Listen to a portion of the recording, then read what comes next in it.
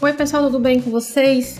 Na nossa assistência, né, na saúde, né, é um processo bastante complexo, né, não somente em questão assim, dos cuidados primários que a gente faz com os pacientes, mas a questão do tratamento, né, com o paciente no âmbito hospitalar, que engloba, tá, em questão do cuidado em si do paciente e de evitar também possíveis infecções com o mesmo, tá?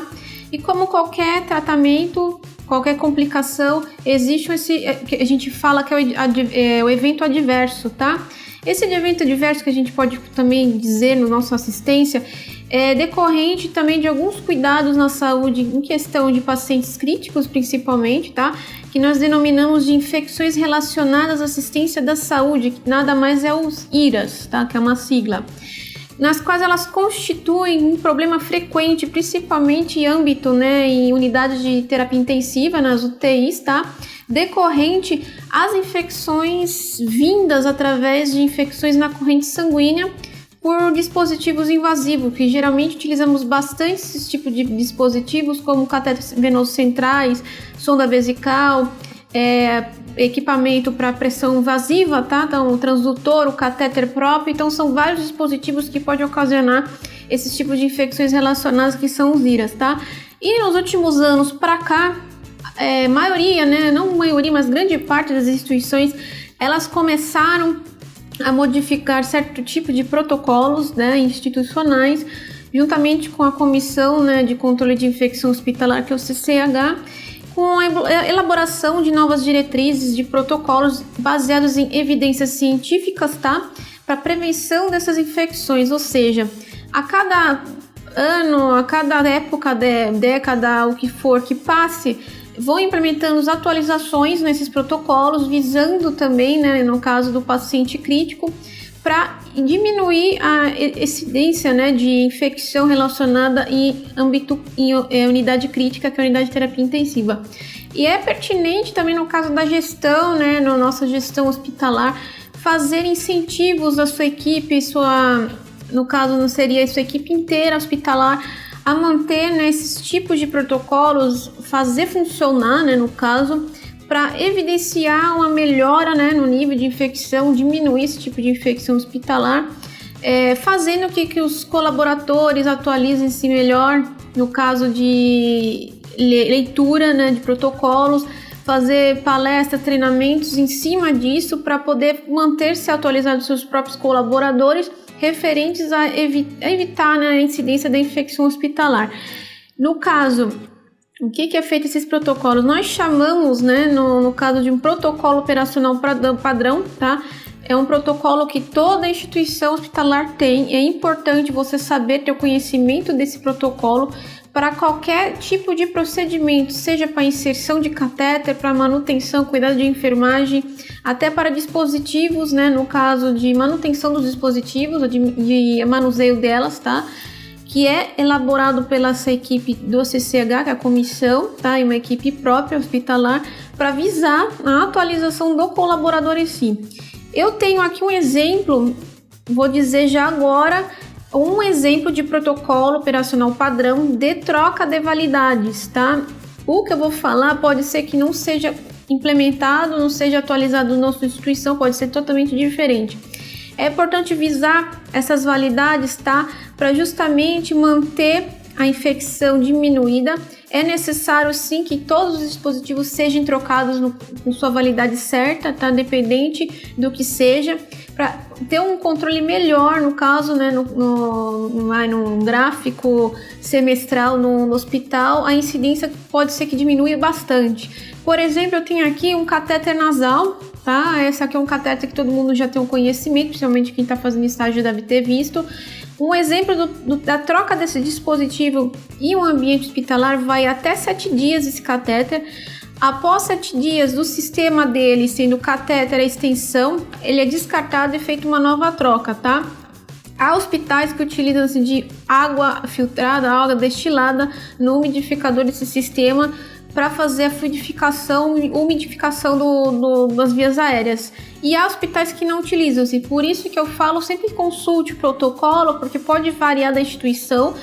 sendo que você aprendeu, né, numa instituição de uma maneira, se você for entrar em outro, vai ser totalmente diferente, você pode até achar estranho, né, no caso da utilização da validade daquele dispositivo. O outro dispositivo bastante utilizado, que é o UriPen, tá, que é um tipo de um preservativo que é utilizado para incontinência urinária masculina. Esse dispositivo tem uma validade em 24 horas de uso, tá? Isso geralmente quando nós damos o banho no paciente, geralmente quando é leito, principalmente pacientes que são acamados, utilizam-se bastante. É feita toda a troca dele, tá? Que compõe uma extensão, e eu vou também falar do saco coletor, é toda a troca em si, em 24 horas, ou quando há descolamento ou sujidade, alguma coisa que influencie a troca dessa. Lembrando também, antes de eu falar das validades desses dispositivos, é importante o conhecimento dos convênios. Vocês têm que conhecer que os convênios trabalham em cima disso, tá? Eles utilizam-se o uso, né, em geral. O relatório é importante, a anotação é importante, porque os gastos com esses dispositivos pode ser que glosem ou que não glosem, dependendo da quantidade que for trocada, né, do dispositivo. Uns convênios podem entender um mau uso, uma técnica utilizada, então eles podem não querer pagar pelo esse dispositivo a mais utilizado, por isso que existe padrões hospitalares da número de trocas, tá? Também não exagere. No caso, se não consegue fazer uma troca de dispositivo, pede para um colega, um enfermeiro mesmo fazer uma troca para evitar esse número excessivo de trocas. Já o saco coletor descartável, tá? Para quem não conhece, o saco do coletor que é utilizado para, juntamente com o UriPen, por causa de continência, a validade de troca dela também é de 24 horas, tá? Junto, como eu falei, o sistema do UriPen, extensão e o saco, tá? Ou quando atinge o seu limite máximo, que aqui é até 2 litros, mais ou menos, é 2 litros, é necessário descartar, não tem como utilizá-lo novamente, sendo descarte e colocar um novo saco coletor. Então, o prazo dela é de 24 horas, juntamente com o sistema do UriPen e a extensão, tá? No caso de abocates, que não conhece, é o catéter flexível, tá? A validade dela também vai depender da instituição. Tem instituições que utilizam-se o catéter de 72 até 96 horas ou 48 horas. No caso, recebendo as regras, né, eles têm que ser cautelosos quanto à troca, ou no caso quando há sinais de flebite ou até sinais flogísticos pela longa permanência do catéter e é necessário a troca do dispositivo. Trocando o dispositivo também se troca o curativo do mesmo e a dânula, que é a torneirinha de 3 vias ou extensão valvulada, tá? No caso do scalp, que é o catéter, que no caso é o agulhado, que é o famoso butterfly, o borboleta. No caso de pacientes que dão entrada em pronto-socorro, maioria utiliza-se 2 scalp por causa que é um medicamento de infusão ali momentânea, rápido, e o descarte após. A validade dela é isso. No caso de pronto-socorro, é a sua utilização momentânea e a retirada dela. Se o paciente necessitar ter uma internação prolongada, é retirado esse catéter e instalado o abocate para ficar com a longa permanência no caso da internação do mesmo. Para situações que o scalp é utilizado para casos de punção por hipodermóclise, tá? A validade do scalp, ela pode variar entre 72 horas até 7 dias, tá? Isso também tendo o cauteloso cuidado com o manuseio, com o curativo que está ficcionado no catéter. Para quem não conhece, o hipodermóclise é uma técnica de punção um pouco antiga, mas que ainda é utilizada para certos pacientes oncológicos, tá? Para infusão de medicamentos para dor, como o Tramal, por exemplo, tá? Então ele também é utilizado no caso do scalp. Para o caso de equipo bureta, que é este equipo aqui, a validade também pode variar de instituição. Tem instituições que utilizam essa bureta em 24 horas, tem outros que utilizam 72 horas, depende do medicamento que você vai infundir na bureta. Se for um medicamento que ele pode conter resíduos, que pode obstruir ou cristalizar, é recomendável por 24 horas o descarte dela. Se for medicamentos controlados que não ocasionam cristalização, obstrução, no caso do catéter aqui do equipo, pode-se ter uma validade um pouco prolongada, por isso que tem um protocolo institucional que pode variar, tá? No caso de equipo macrogotas, é comum que nós conhecemos, né, que é o equipo de medicamento para antibiótico, medicamentos em comum em pronto-socorro.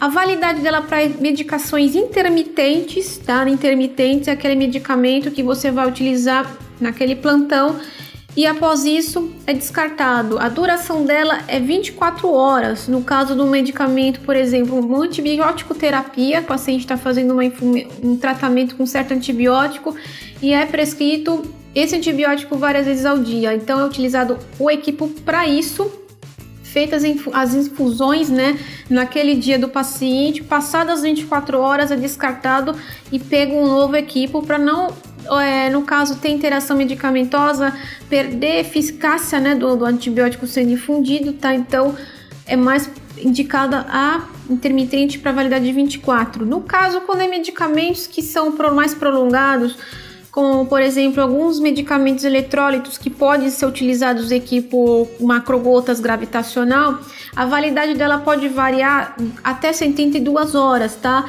Isso também com aqueles critérios, se não está tendo sujidade excessiva, se está tendo cristalização, algum fator que possa perder esse equipo antes da validade. Então, temos que sempre avaliar a condição dela e como ela é armazenada também, no caso, né, com o paciente, tá?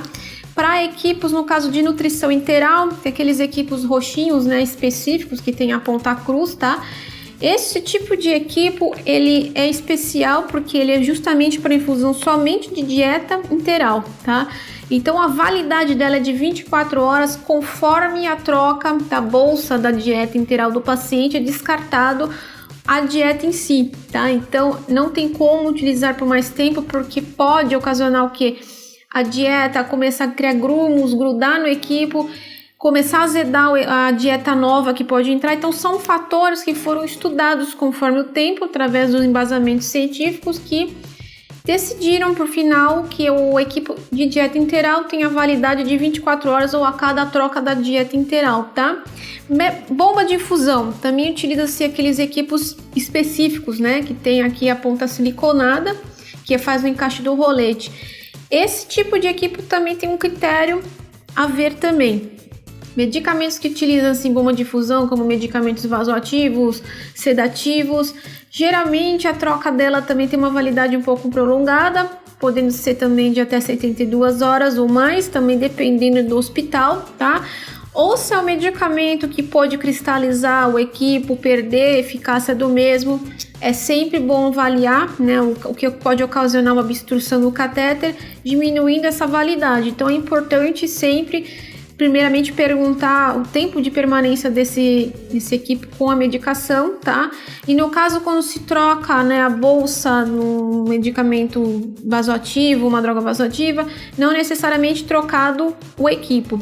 Por isso que nós sempre fazemos, né, assim, para nós não perdermos a validade, nós anotamos na própria equipe com caneta própria, marcador, né, a data que foi instalada, tá, o equipo, para ter o controle interno seu, né, dos seus colegas, a data para troca da mesma. Então é sempre interessante colocar a data que foi instalada, a data para a próxima troca, tá? No caso, para medicamentos de bomba de infusão, que são para soroterapia, né, também como eu falei, é a mesma validade de 72 horas. Para casos que utilizam esse equipo para NPP, que é nutrição parenteral prolongada, a validade dela já é diferente, é que nem o equipo da dieta interal, os dois são nutrição, um é para enteral, que é para sonda, o outro é parenteral, que é para acesso. Na parenteral, a validade também vai de 24 horas, tá? Conforme a troca da bolsa da dieta lá da parenteral. Então, não recomenda-se a reutilização daquela equipe com a parenteral para evitar justamente as alterações, né? No caso da bolsa lá da nutrição que está sendo infundida e perder a eficácia do mesmo, ocasionando também uma complicação para o paciente, tá? No caso da bolsa coletora de sistema fechado, eu falei agora há pouco da aberta. É aquela famosa bolsinha, né, que nós fazemos a sondagem vesical de demora, no caso do paciente que necessita ficar bastante tempo. Quando o paciente precisa mesmo, né, tem indicação para prolongada, né, uma sondagem prolongada, ainda é um assunto complicado, porque muitas instituições eles estão abolindo esse tipo de uso prolongado dessas bolsas coletoras com a sonda, tá? Por causa do nível de infecção que é altamente é complicado, tá? Mas quando o paciente precisa mesmo utilizar uma bolsa delas, principalmente com essa cistostomia, há instituições que colocam a prazo de validade em até 15 dias, o sistema da bolsa mais a sonda de Foley, valendo que consultar primeiramente a equipe, né, se havendo necessidade da retirada antes, melhor ainda para o paciente, tá? Porque já foi comprovado, né, que as infecções por trato urinário, a maioria delas é pelo tempo de permanência pela sonda e pela manutenção também precária da mesma. Então, é sempre interessante a gente, antes de mais nada, ver se o paciente tem a necessidade mesmo da permanência dessa bolsa e saber o porquê, né? No caso que o paciente precisa estar com aquela bolsa por tanto tempo e tentar, né, diminuir o tempo de incidência de infecção ocasionada pela mesma. Valendo ressaltar, tá, que esses exemplos que eu falei são exemplos, tá, de uma instituição. Lembrando que o que foi falado pode ser que não é implementado nas outras instituições, então sempre vale lembrar a consulta do protocolo, né, do hospital que fornece, né, os dispositivos. A importância da validade das trocas é totalmente conectado com o nível de infecção, né, do hospitalar com os pacientes, porque o objetivo é reduzir essas infecções através das trocas constantes, né, e as trocas certas, né, desses dispositivos para evitar que o paciente comece a entrar no quadro de sepse, por exemplo, por causa da infecção no corrente sanguínea. A Anvisa, ela publicou recentemente uma edição da série, né, da segurança do paciente, não sei se é um livro, tá? É um pequeno livro chamado de Medidas de Prevenção Relacionadas à Infecção na Assistência da Saúde. É um livro em formato de PDF, tá? Onde ela demonstra, né, as práticas, as medidas preventivas para esses tipos de dispositivos, o que podemos fazer para melhorar, no caso da prevenção da infecção, para os dispositivos específicos.